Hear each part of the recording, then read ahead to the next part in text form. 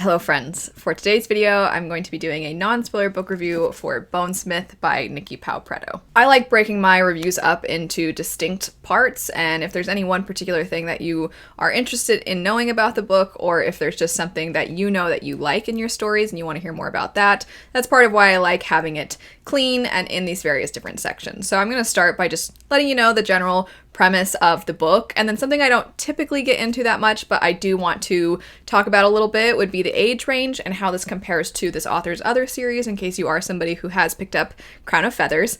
And then from there we'll talk about the world and the magic. After that we'll go into the pacing, then the characters, and at the very end we'll talk about what sorts of things might make this book either for you or not so much for you. But getting into the premise, even actually before I get into the premise, I just want to say this book was so much fun. I find that I really like slower going fantasy. I love character-driven stories. I really like opening a character up and just learning everything about them, what their motivations are, why they are the way they are, and a lot of times it's the slower stories that accomplish that. When I'm looking for something faster paced, I find usually the cozy fantasy books are what I gravitate toward. Action fantasy can be kind of difficult for me just because I like that slower, reflective introspection in my stories, and action tends to kind of put that all aside for the sake of let's have a good time and just kill some stuff. Thus, it's not typical for me to fall in love with an action fantasy, but this one, like I said, it was just so much fun. If you are in the mood for a story that's just going to sweep you off your feet, it doesn't have a wasted moment, it's always fun, it's really adventurous, then this one, it's gonna deliver on that. The setup for the story is that we follow this young woman named Ren, and Ren is determined to become a Valkyrie, and these are the warriors within the House of Bones. There are different houses that have different kinds of smiths, so as you can see, the book is called Bonesmith. There are different kinds of smiths depending on the different materials that their magic correlates to, so you'll see goldsmiths, ironsmiths, those sorts of things, and within those different houses, you find that there are different sections. There's like different classes. And so the Valkyries are the warriors within the House of Bones. You also have individuals that are more to do with the magic side of things. And then you have individuals that tend to be forgers. They're the ones that make the armor and the weapons. You can see on the front cover of this that Ren has her bone armor. And the ironsmiths, for example, will have armor that's made of iron, and even their weapons are made of iron, and they do have some command over the materials themselves. So the forgers are individuals that can make the armor, and they're the ones that have a lot of expertise in that area. The Valkyries, like what Ren is, are the ones that are trained to fight. She wants to become a soldier. She wants to become one of these warriors, and she also wants to try to impress her father, who seems relatively absent and like he's not all that interested in Ren's life. And she has this idea that once she proves herself, that her father maybe will finally respect her and give her attention. But regardless, she is somebody who is the best of the best, and she is going to prove herself in the trials at the beginning of the story. And you have other individuals, not just the forgers, but then there are individuals that are a little bit more grounded within the magic. Within the House of Bones, these individuals are the ones that sever a spirit from the bones, and they do this after a person has died. Their world is currently plagued by ghosts who are left behind when people pass away, and there are these anchor bones, which are the main bone that the ghosts are tied to. And you have these individuals, they know exactly how to find the anchor bone, how to sever that connection so the souls can finally be at peace and they do not plague the living. And while they're trying to perform this, it's important that they have the warriors to protect them in the meantime. So during this trial, you're having this sort of mock battle. There are still some ghosts that they have to try and encounter, but it's a little bit less out in the wild in the middle of nowhere. And the idea is they have to accomplish this task where they have 3 different bones that they need to bring to show that it's an anchor bone and that they've severed the connection with the ghosts. And if they can do that, and they can do it within a certain amount of time, then they have passed the trial. Ren is very prepared. She knows she's the best. She knows she's going to do a great job, but then something happens within the trials. Her whole efforts are sabotaged, and then she finds herself not down a path of glory like what she was expecting and wanting, but instead she now has the most boring position at a post along the border. So she's pretty miserable, but she's like, I gotta find a way to prove myself while I'm here. If I need to be disciplined, if I need to learn respect and patience, I'll make the most of it. And so that's what she decides she's going to do. So the opening of the story, and this is where I'm going to talk about the age range a little bit and how it compares to her other series. I do think that the opening definitely felt a little bit more youthful, and it felt like the kind of plot line you typically find in a young adult story. The trial, the bully type character that manipulates things, and then everything's so unfair and all of that. We've seen that many times in young adult stories. But from there, I think a lot of the adventure of the story, and I think a lot of the details when it comes to the world building and the magic are going to be very appealing to adult readers. I also just think in general, the dynamics between the characters, their wants, their motivations, I think are things that it's not necessarily isolated to young adult. It doesn't feel like only teens are going to connect with this. I think there are a lot of people from a variety of different ages that are going to really like this story. So if you're somebody who tends to not pick up young adult, but maybe you're okay here and there picking one up, this might be a good one to try. Again, just emphasizing the beginning is going to feel youthful. I wouldn't say that the tone is so mature. I mean, it's not like a Ha book or anything like that where it's like almost indisputably adult feeling. It's still a fun, adventurous time like you're going to find with a lot of YA. But like I said, the world building, the magic, it in some ways a little bit reminded me the tiniest bit of how Jim Butcher just has a way of writing things that are just fun, and you just start and you're with the characters, and there's cool kind of dark, very October feeling aspects to the world and the magic. So really, if you're somebody who only occasionally finds yourself looking at YA books, this would be a good one to try out. That said, it's still got all the fun workings of a YA story, so if you're typically a YA reader, then this would be a good one also. In general, I don't think the age range should deter you, is what I'm getting at. How it compares to her other series. In my opinion, her other series had a lot of the great world building as well, especially the lore in the Crown of Feathers trilogy. But I do think that the character herself, the main character in that story, and just the general tone felt younger. This one, I think, it could fall into new adult if we had a formal new adult age range.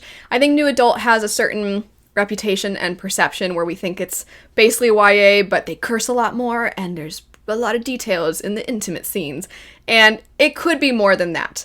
There could be more to it where it's just something in between adult and young adult, and I feel like this one would fit very comfortably in that age range if it was there. I've been talking about the world and the magic quite a bit already in talking about the premise and the age range, but I do want to elaborate a little bit more on those elements because there were so many times while I was reading that a certain detail would be noted, even something to do with how the characters are named and the ways that the different houses interact with each other and how the magic is connected to these various different things that I was like, that's so cool. I just constantly found myself being like, I like that, that's awesome, or oh wow, I wouldn't have even thought of that.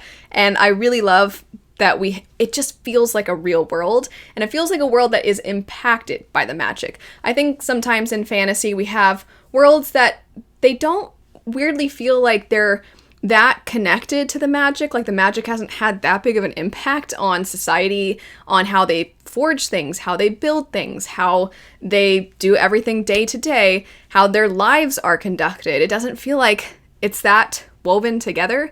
And this one, it felt like everything you could think of was tied together. And like I said, even the naming convention and Ren talking about somebody notes that her name is not typically associated with Bonesmiths and why that is. And I'm like, what a random detail. That was really cool. The world itself, you find out that the Ironsmiths were basically cast out of society and eradicated because they caused an issue when it came to the amount of ghosts. It's generally known that there are these different tiers of ghosts, that the higher the tier, the more dangerous the ghosts. And there's a certain area where there's so many of the top tier that are very dangerous, very difficult to defeat. There's a wall that's been built. The wall is built partially through magic, and that has kind of separated this dangerous area from the rest of society. However, Ren is discovering through her post that maybe there's more of a threat than people realize, and there's a lot of secrets that have been kept, and there's a lot of secrets that have to do even with the houses that she thought were the most trustworthy, the ones that she thought were the most dangerous. She's starting to gain a different perspective of their side of things. So the lore itself, how previous wars and how all of the inciting incidents of the past have affected the present, you have a certain perception of those things through Ren, but then as Ren is getting to know other characters and getting to have her worldview widened, she is starting to learn a lot more about everything. And I just feel like the way the lore was incorporated and then realized differently with the things that Ren learned was done great. The world of magic were just chef's kiss, everything I could ask for as a fantasy fan who loves worlds that feel so different and magical. The pacing would be the next thing to highlight. I already have been singing the praises of the world and the magic. The pacing might be my favorite thing about this book. I talked about the opening being maybe a little bit cliche, a little bit, and then how when the character first goes to the border, this is the part that I thought was actually the slowest. So it has a beginning that you might have to push through if it does sound interesting to you. But once things pick up, and pretty much once Ren decides, I have figured out how I'm going to prove myself, and she goes on this rescue mission, as soon as that plot line comes into play, that's when the book just takes off, and it's such a fun ride from there to the end of the book, and I'm like, where's the sequel? And so it just felt so tight, it felt so polished, and I thought the way that world building reveals and the magic and character moments, character development, character relationship building, how all of those things were tied together, the pacing itself was perfect within all of that. It's like, I never felt like we were pressing pause on the plot so we could get to know the characters more, or I didn't feel like you could switch the two examples I just gave with any other thing. I never felt like you were shifting from one thing to the next in a stark way. Everything felt organic. It just flew by. So I loved that about this. The characters, this is the part that I could see the book not appealing to everyone, because our main character especially is a tiny bit of a hothead. She's a little bit arrogant. She's definitely very confident, but it can sometimes get her into trouble. She's hard-headed, she's stubborn, but I found her very likable at the same time. Like, she's kind of a troublemaker, and I don't know, I don't feel like we see that kind of a main character all that often, because I think a lot of people are nervous to write arrogant, cocky, full of themselves characters. Maybe I'm wrong, but in a lot of fantasy, I've seen very morally gray characters. I've seen like very tortured characters. And I just haven't seen too many that are like, I'm awesome, I know I'm awesome, I know I'm the best, and I guess I gotta prove it because nobody else seems to realize that. And I found her very entertaining, and I do think that what was nice about her was that as the story progressed, she grew. So if you do find her kind of annoying initially, she does, I think, mature throughout the story while still having her signature swagger. But I could also see some people just finding her annoying and not really liking her and feeling like, yeah, the world was cool, the magic was cool, but Ren's a little much for me. So I think that would be the thing that might draw people away from it a little bit.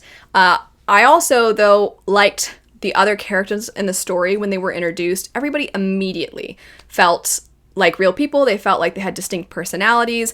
And while they could fit into certain character types or certain molds, I still feel like they represented those things in a way that I enjoyed. I didn't feel like they fell into this, like, they're empty. They are just this checklist of, like, the brooding warrior or the confident character or the character that doesn't take anything seriously. They could have easily been any of those things and just those things, but they had a lot more depth. And as you get to know them, you kind of understand why they are the way they are and why they have the certain personalities that they do. It's not like they just were those personalities to fit the trope marketing that we see so often these days. As far as will it work for you, the characters are probably the biggest potential downside for people. And I also think that The pacing, while I found it to be a lot of fun, some people do want to slow down a little bit. Some people do want to sit and reflect a little bit more. So you might not enjoy the faster pace as much. I noted at the beginning that I tend to be pretty picky about fast-paced action-adventure stories, but for me, it really worked, and it did it very well because it didn't trade off the character growth for pacing, and it didn't trade off cool world building, having the reader get acclimated for the action and adventure and the fighting. So I thought it balanced everything well, but still some people are just not as interested in the faster pace, and some people don't really like just pure fun in their stories. They want things to be a little bit more serious. They want things to be more so like commentary and very speculative. And if that's you, then this is probably not the book for you. But if you just want to have a good time, if you just want to see like, oh, that was awesome, that's what I kept thinking throughout the story. So hopefully that will fit for you as well. I obviously really, really liked this one. It was an absolute blast. It was not one that I was super emotional over. I just had fun with it. So hopefully a lot of you will have fun with this one also. If you are interested in it, I'll have it linked in the description bar down below. And if you've read it, let me know your thoughts. But anyway, thanks so much for watching. I hope you have a great rest of your day, and I'll see you later. Bye.